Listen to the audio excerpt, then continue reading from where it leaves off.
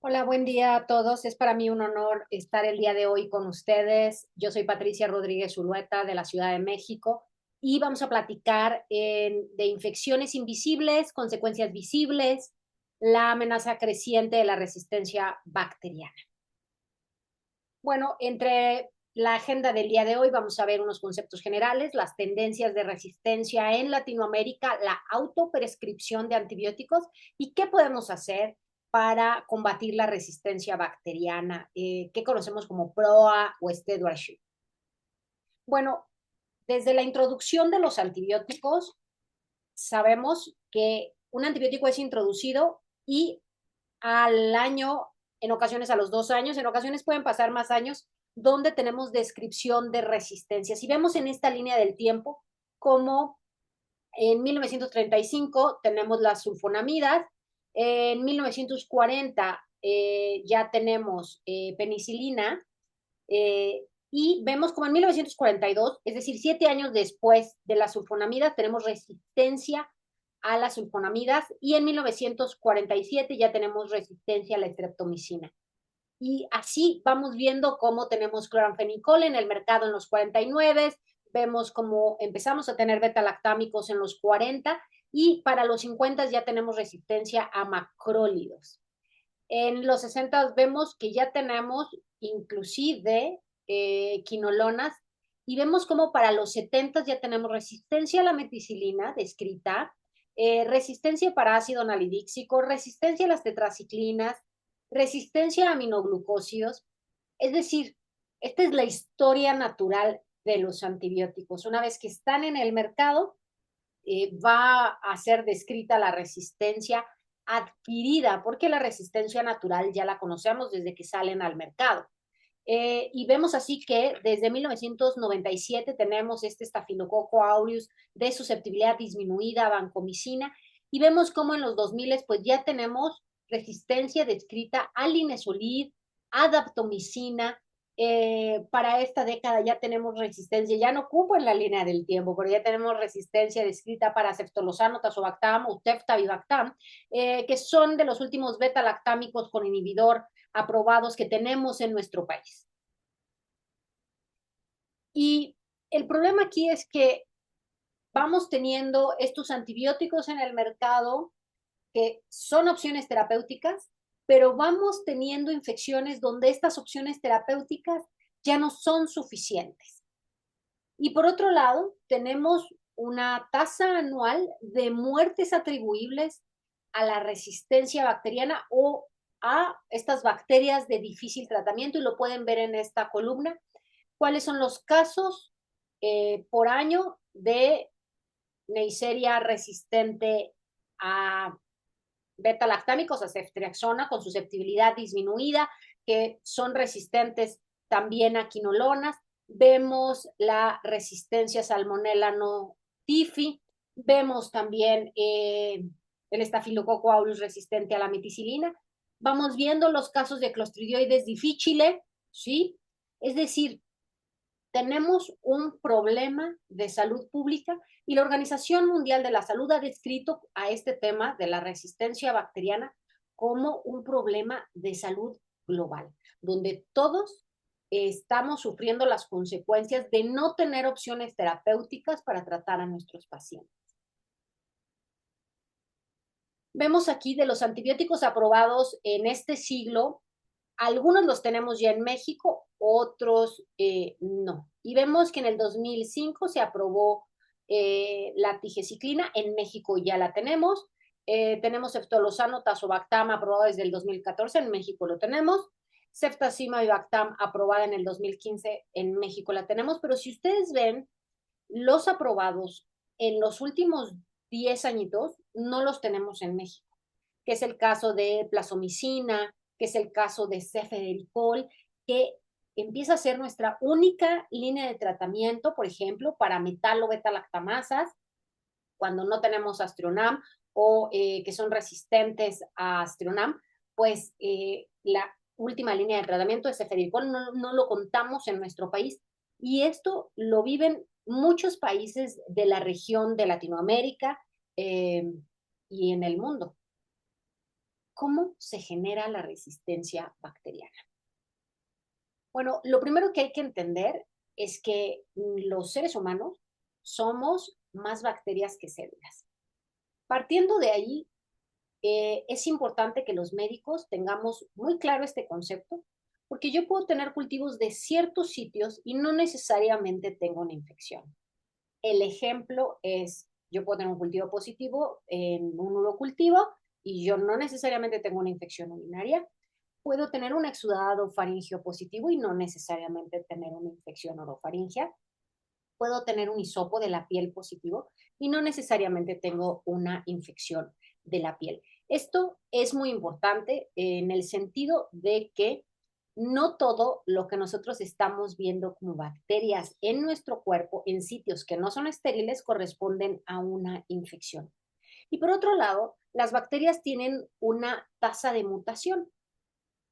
¿Sí? Las bacterias viven desde los dinosaurios. Así que van a tener una tasa de mutación, tiene que ver con su replicación, tiene que ver con sobrevivir y se van a ir adaptando al medio. Así que incluso debemos de tener muy claro que aún sin exposición a antibióticos podríamos tener a alguien que tenga una bacteria resistente, ya sea porque quedó colonizado en un ambiente hospitalario, por ejemplo. Y vamos viendo, esta diapositiva me gusta mucho, está en colores y vean ustedes cómo en el recién nacido las bacterias que predominan son las actinobacterias. Y cómo conforme somos expuestos a ciertos nutrientes, por ejemplo, a antibióticos, cómo va cambiando nuestra biota. Y si ustedes ven en alguien de más de 65 años, vean ustedes cómo tiene muy poquito de actinobacterias y predominan más firmicutes, porque alguien tal vez de 65 años ya ha estado expuesto a varios ciclos de antibióticos, a estas dietas de grasas trans, por ejemplo, y vamos perdiendo como esta biota con la que nacimos. ¿Y por qué es importante la biota intestinal? Pues porque ahora sabemos que nuestra biota regula muchas respuestas inflamatorias. Ahora, en esta diapositiva, lo que quiero ejemplificarles es cómo puede ocurrir la resistencia cuando tenemos un antibiótico y qué significa la presión de selección. Vemos aquí en verde lo que debieran ser estas bacterias susceptibles al antibiótico que me prescriben el profesional de la salud.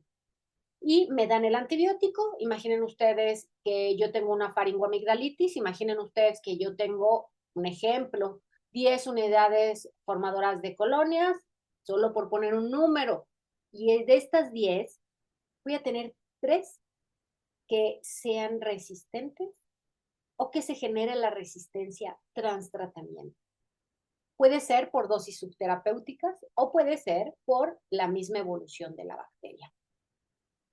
Con estas 3, esto no es necesario para que yo no tenga cura clínica, es decir, que yo en mi día 5 de antibiótico voy a estar curada clínicamente, porque en realidad de estas 10 que tenía, 7 eran verde, eran susceptibles y con eso fue suficiente para obtener cura clínica. Pero hubo 3 o hubo una o 2, dependiendo, que generó resistencia. Y a esto le llamamos presión de selección, es decir, nosotros ponemos un antibiótico, se lo ponemos a una bacteria, presionamos a la bacteria y la bacteria va a intentar escapar de ese antibiótico. Ocurre más si las dosis son subterapéuticas, sin duda, pero como les menciono, este fenómeno puede ocurrir incluso sin presencia de antibiótico. Una bacteria podría estar seleccionando mutantes resistentes. ¿Por qué es importante? Porque la próxima vez que usemos ese antibiótico para esa bacteria que ya conoce cómo escapar, no va a funcionar. ¿Por qué es importante esto?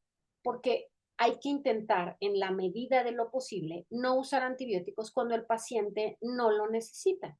¿Por qué? Porque tenemos este fenómeno de presión de selección cada que utilizamos un antibiótico. Aparte, exponemos a los pacientes a los eventos adversos propios de cada familia de antibióticos. Puede ser solo rash, puede ser nefritis intersticial, puede ser diarrea, puede ser cefalea, puede ser aneurismas, puede ser ruptura de tendón, puede ser psicosis, puede ser transaminasemia. Es decir, intentemos, en el caso de que el paciente tenga una infección viral, por ejemplo, pues no usar un antibiótico porque estaremos haciendo este fenómeno de presión de selección. Entonces, hay 3 puntos que vale la pena entender. Uno, por un lado, la resistencia ocurre de manera natural, a eso le llamamos la resistencia intrínseca. Tal vez el ejemplo, hay varios ejemplos. Por ejemplo, si yo tengo un Enterobacter cloacae, es de manera natural, tiene beta-lactamasas cromosómicas. Esto hace que no sea tan susceptible a, y cuando se expresa, a las cefalosporinas de segunda generación. Tal vez un ejemplo mucho más fácil es que yo tengo un estafilococo aureus resistente, un estafilococo aureus, y yo lo quiera tratar con un fármaco que no tenga nada que ver, ¿sí? O, por ejemplo, una E. coli que yo quiera tratar con vancomicina. Pues no tiene resistencia natural, no sirve. La resistencia puede ser transmitida por plásmidos. Los plásmidos son elementos genéticos móviles y esto lo vemos en los ambientes hospitalarios. ¿Qué significa? Que pues una bacteria le cedió a otra bacteria, y ojo, esto puede ser de distintas especies, un elemento genético móvil que le transfiera resistencia al antibiótico que le vamos a dar. ¿Por qué ocurre esto? Imaginen ustedes que ya sabemos que muchísimas bacterias, de hecho la mayor parte, no son formadoras de espora, así que no están volando en el ambiente, son nuestras manos, son otras cosas, dispositivos médicos que están trasladando estos elementos genéticos móviles. Por eso es tan importante que nosotros cuando seamos pacientes veamos que nuestro médico se haga higiene de manos. O puede ocurrir la resistencia cuando tenemos dosis infraterapéuticas del antibiótico. ¿A qué le llamamos bacterias multidrogo resistentes o bacterias de difícil tratamiento? MDR es una bacteria que es resistente a 3 categorías de antibióticos, y las bacterias de difícil tratamiento puede ser que sean resistentes a la primera línea de tratamiento, ya sea la más efectiva y menos tóxica. Y aquí les puedo poner varios ejemplos, es decir, una bacteria de difícil tratamiento, por ejemplo, puede ser una Burkholderia, o más bien una Stenotrofomonas que sea resistente a trimetoprim, porque prácticamente me quedé sin línea de tratamiento. Tal vez no es resistente a muchas categorías, pero la primera perdí mi arsenal terapéutico, que era la más efectiva, era la menos tóxica y en este caso la menos costosa. ¿Dónde están o sea, dónde podemos ver esto? Bueno, un ejemplo de los reservorios de los bacilos gram negativos multidrogo resistentes, pues es todo el equipo médico. Se ha visto, por ejemplo, en equipos donde se hacen duodenoscopías, por ejemplo, en los lavabos, en las tomas de oxígeno, en los barandales. Es decir, que necesitamos tener claro, no solamente hacernos higiene de manos, sino que todo el ambiente a 5 metros del paciente es un ambiente que puede estar colonizado por bacterias resistentes. Otra forma de adquirir bacterias resistentes, alguien puede decir, oye, fíjate que a mí no me han dado antibiótico, pero fui a la India, pero fui a México, al norte o al sur o a donde hayan ido. Y me hice un procedimiento estético, no me dieron antibiótico, pero me colonicé por bacterias resistentes, por el ambiente hospitalario. Esto es importante, esto está descrito, pues los últimos 10 años ha sido muy bien descrito cómo el turismo médico ha sido un factor para que un viajero llegue a otro país y llegue con bacterias de difícil tratamiento, resistente incluso a carbapenem. Pero esto no solamente pasa en los hospitales. ¿Dónde más puede haber resistencia bacteriana? Bueno, los antibióticos son usados en toneladas en la agricultura.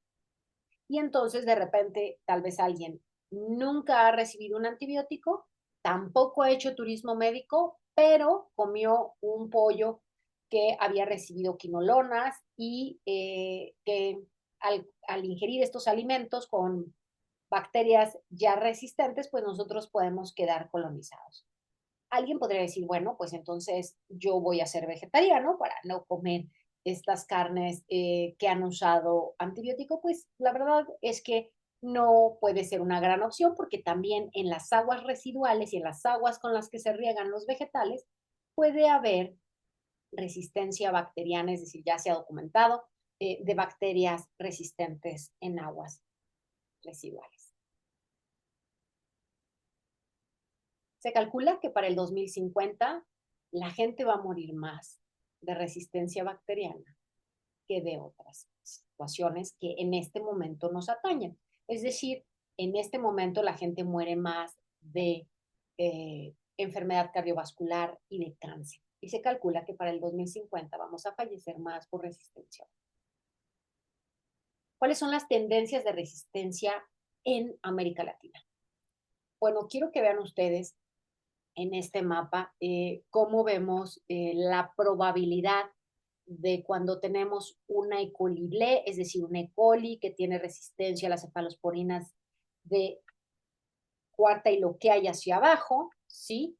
La beta-lactamasa más frecuente en Latinoamérica es CTXM, ¿sí? CTXM15 es la que predomina en Latinoamérica. Y después cuando vamos a ver, cuando son resistentes a carbapenémicos, lo que predomina, vean ustedes, esto es muy interesante, son, dependiendo el país, puede ser que Argentina se comporte un poquito diferente, porque con ellos predominan las KPCs, es decir, las carbapenemasas del grupo A, pero vemos que en México tenemos más metalo beta-lactamasas. ¿Por qué es importante esto? Porque no tenemos opciones terapéuticas en el mercado, digamos, de estas opciones con las que ya cuentan otros países. ¿A qué me refiero? Todavía en el mercado no tenemos Astronama Vivactam. Se puede conseguir Astronam, pero de manera privada, es decir, en México todavía no lo tenemos en nuestras instituciones públicas. Y esto nos hace muy difícil tratar a nuestros pacientes porque tal vez vamos a ir a otra opción que hemos usado por muchos años, pero que puede ser más tóxica para el riñón, por ejemplo. Entonces, es importante que tengamos claro que tal vez la situación dentro de la misma región no es la misma. ¿Y qué pasó después de la pandemia? Bueno, después de la pandemia, las cifras de resistencia bacteriana incrementaron. Sabemos que el 71% de los pacientes en la pandemia recibieron antibióticos de los pacientes que estaban hospitalizados, pero solo el 3% tenían coinfección bacteriana, es decir, no necesitaban un antibiótico. Y siempre era un poco porque, bueno, el paciente está muy grave, el paciente tiene fiebre, y se les daba antibiótico, pero lo que se mostró en varios estudios es que solo el 3% tenían una coinfección bacteriana. Esto es el reporte interino de CDC del 2022, donde vemos la probabilidad de encontrar un incremento, o más bien el incremento, no es la probabilidad, el incremento que hubo de Acinetobacter baumannii resistente, un 35%, de enterobacterias resistentes a carbapenémicos, 35%, de Candida auris, 60%. Recuerden ustedes que esta cándida no es sensible a los azoles, que es muy complejo su tratamiento y la erradicación de la misma. De enterobacterias productoras de beta-lactamasas, un 10% de incremento. En México, prácticamente obtuvimos resultados similares en los últimos estudios que tenemos, que los pueden buscar en PubMed, de INVIFAR, que es la red mexicana que tiene más de 100 laboratorios reportando, y lo que se vio es que en el caso de los bacilos gram negativos de las enterobacterias resistentes a carbapenémicos, Enterobacter triplicó la probabilidad de ser resistente a carbapenémicos. De enterococo resistente a vancomicina hubo un incremento del 14%, de pseudomonas un 32% y de estafilococo aureus resistente a la meticilina un 13%. Pero más allá de tener un número, que si bien es cierto, podemos llenarnos de números y de estadísticas, ¿qué pasa cuando hay un paciente detrás de ese número? Y este es un editorial del 2018 que es de un médico americano que va a Guatemala como a hacer algo de trabajo comunitario. Y realmente le impresiona que llega un paciente de la sierra, bastante joven, menos de 40 años, y que estaba esperando con su mujer un hijo y llegó con un pie diabético, alguien de menos de 50 años, menos de 40 de hecho tenía, y falleció con un cultivo, con una Klebsiella resistente a carbapenémicos. Estos son los datos que vemos ya cuando buscamos el uno a uno. Hay pacientes que son seriamente afectados por este problema, donde no hay opciones terapéuticas, en lugares donde no tenemos tampoco tantas herramientas diagnósticas, ni tampoco tantas opciones terapéuticas, porque en Guatemala tampoco hay cefadricol, por ejemplo, y para cuando fue publicado posiblemente tampoco había ceftazidimab Vivactam disponible para alguien de una comunidad. ¿Qué tenemos en el camino? Bueno, hay bacteriófagos. Estos bacteriófagos no es otra cosa más que virus que infectan y lisan a las bacterias. Se ha estado usando en los últimos años en los países de primer mundo. De hecho, hay clínicas de bacteriófagos en Estados Unidos. ¿Cuál es el problema de esto? Es que en realidad para cada situación clínica se manda a producir el bacteriófago. Esto significa que lo podemos usar muy bien en infecciones óseas que tal vez no están comprometiendo al paciente, tal vez los casos que vemos son de pacientes que fueron a la guerra, que estuvieron amputados, por ejemplo, que llegan con una osteomielitis, pero no están comprometiendo su vida en lo que se eh, produce el bacteriófago. O pacientes con fibrosis quística, que, bueno, se les realiza un bacteriófago para que se pueda tratar las pseudomonas resistentes. Pero en realidad, esto no es tan factible cuando yo tengo, por ejemplo, un paciente con una endocarditis, con una bacteriemia persistente, críticamente enfermo, en la terapia intensiva, pues en lo que se produce, en lo que se genera el bacteriófago, pues posiblemente este paciente ya falleció. Entonces, bueno, las etapas de los bacteriófagos requieren aislamiento, caracterización, pruebas de eficacia, purificación, control de endotoxinas. Esto toma 3 semanas. Entonces, pues no es tan fácil. ¿Qué tenemos de nuevo en el diagnóstico de bacterias resistentes? Bueno, ustedes saben que tenemos ensayos de lateral flow, que la ventaja es que pues nos ayudan un montón. Vemos aquí la pruebita de lateral flow, el Carba5, que no es otra cosa más que poner la muestra y vemos, de acuerdo a la rayita que tenga, como una prueba de embarazo, detecta los 5 genes más frecuentes de las enterobacterias resistentes a carbapenémicos. También me sirve para pseudomonas. Esta presentación no me sirve para Cinetobacter. Puedo utilizar un film array también puede detectar algunas bacterias resistentes.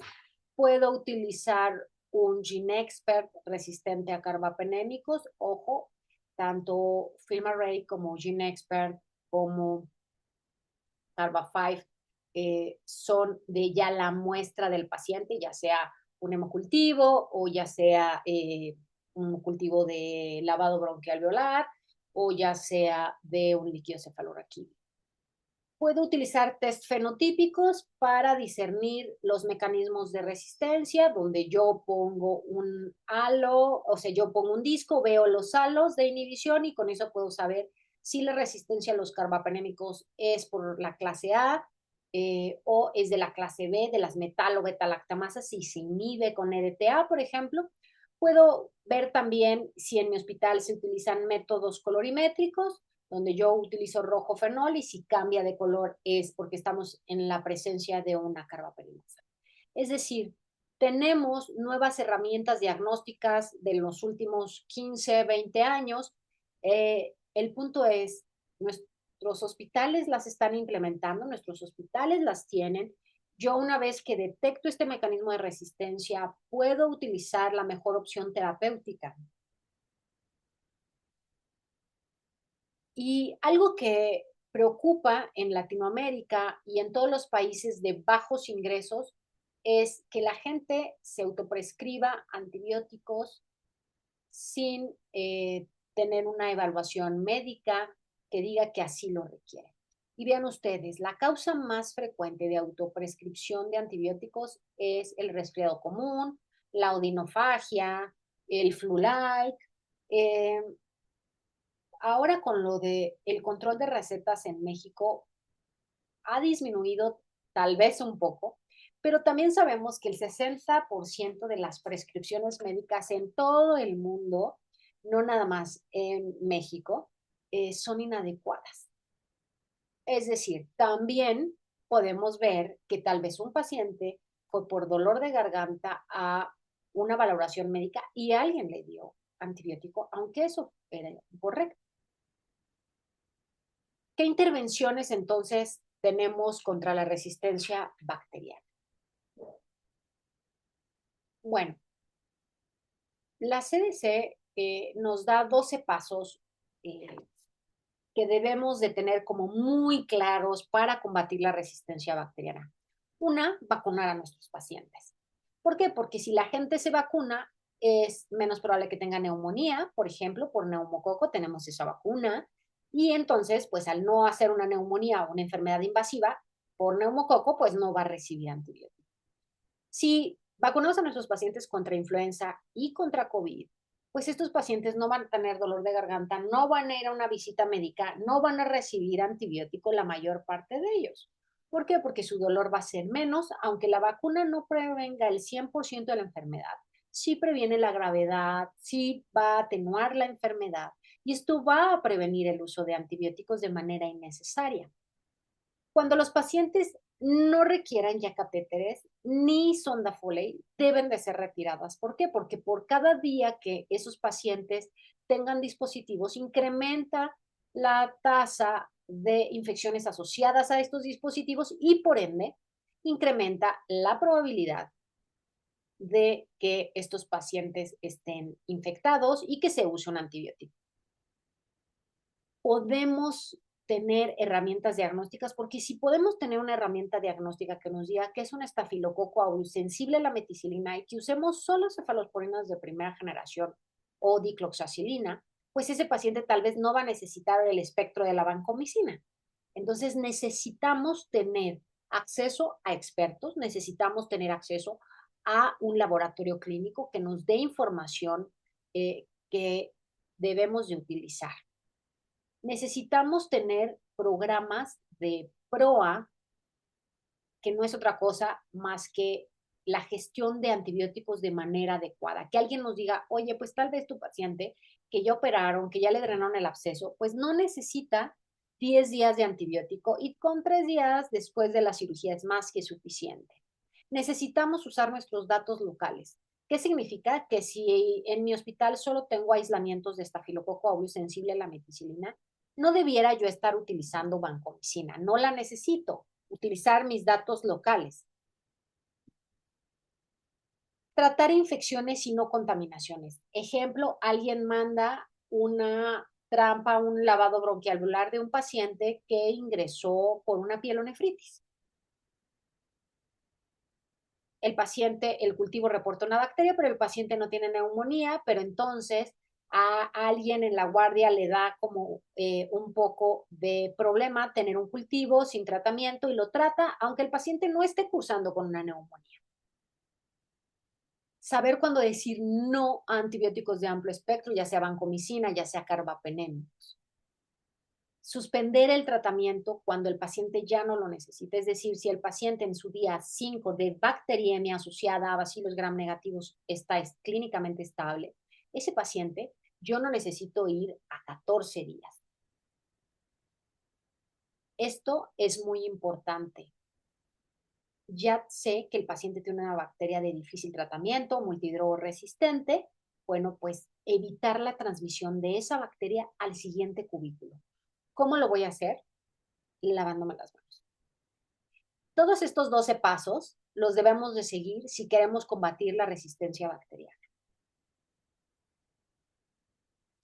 En la pandemia hubo 2 ensayos clínicos muy importantes de PROA, de esto de gestión de antibióticos, de stewardship, como se lee en todos los artículos en literatura inglesa.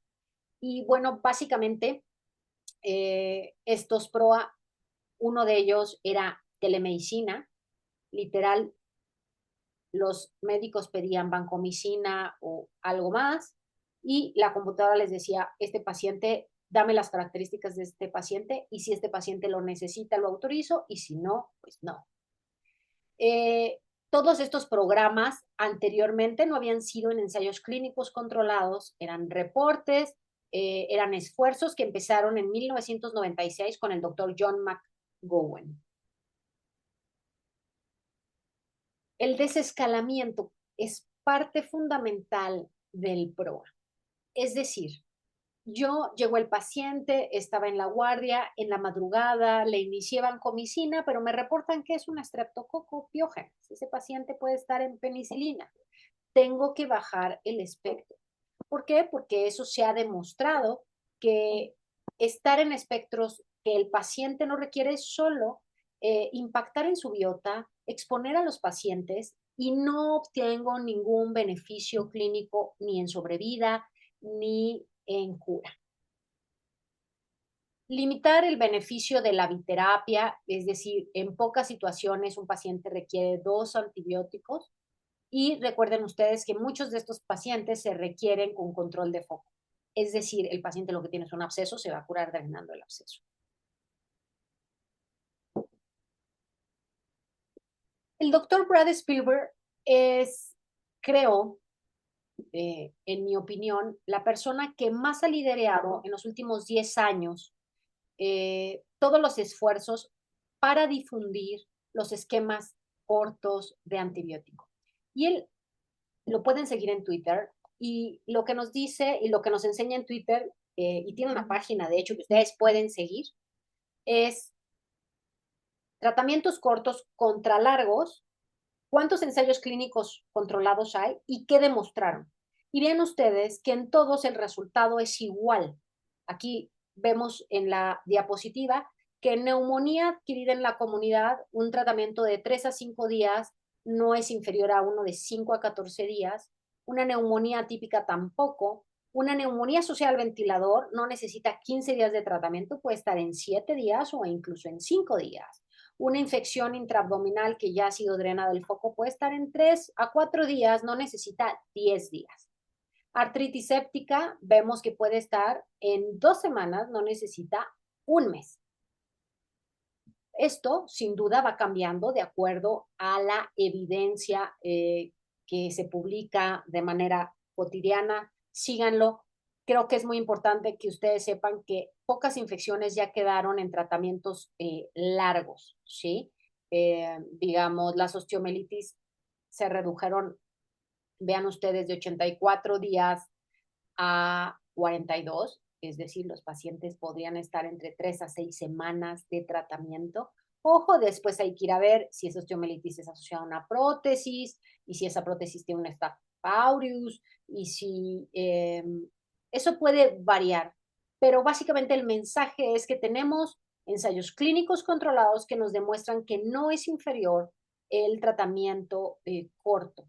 ¿Cómo vamos a evaluar a estos pacientes? Bueno, si el paciente ya no tiene fiebre, el paciente tiene reactantes de fase aguda a la baja, el paciente clínicamente no tiene datos de respuesta inflamatoria y el foco está drenado, yo no gano mucho más alargando un tratamiento antimicrobiano. Sin duda, Los modelos de inteligencia artificial pueden evaluar los riesgos de cada paciente para la prescripción de antibióticos y es lo que viene. Es decir, que sea un modelo el que decida y no, ay, es que yo creo, yo siento que mi paciente debe de recibir. No. Hay modelos, hay escalas para definir los tratamientos. Y quiero terminar mi plática con este video que es muy impresionante. Es una placa donde al inicio del tiempo se le pone antibiótico, vean ustedes, en las líneas, ¿sí? Y al principio, pues las bacterias no crecen porque se inhiben por el antibiótico. Pero vean ustedes qué es lo que pasa después de un par de horas, días, y al cabo de más días, las bacterias logran escapar. ¿Qué mutantes resistentes? A los 11 días, las bacterias se han dispersado, han logrado sobrevivir. Cada que demos un antibiótico, reflexionemos, ¿el paciente realmente lo necesita? Si lo necesita, no hay duda. El antibiótico salva vidas.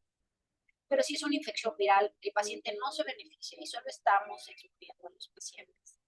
Si el espectro es inadecuado, solo estamos exponiendo a los pacientes.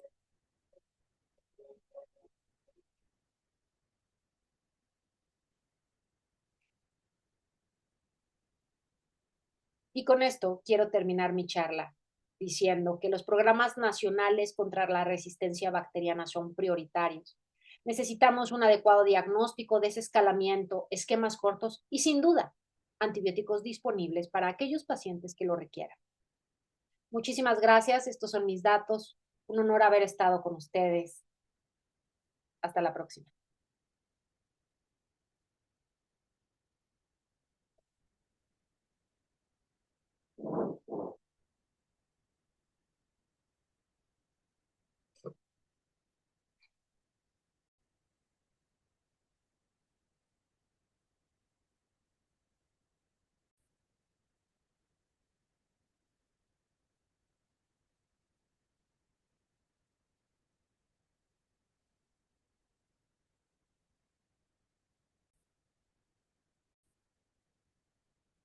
Hola, esta es la prueba para ver que esté grabando en el equipo. Buenas noches.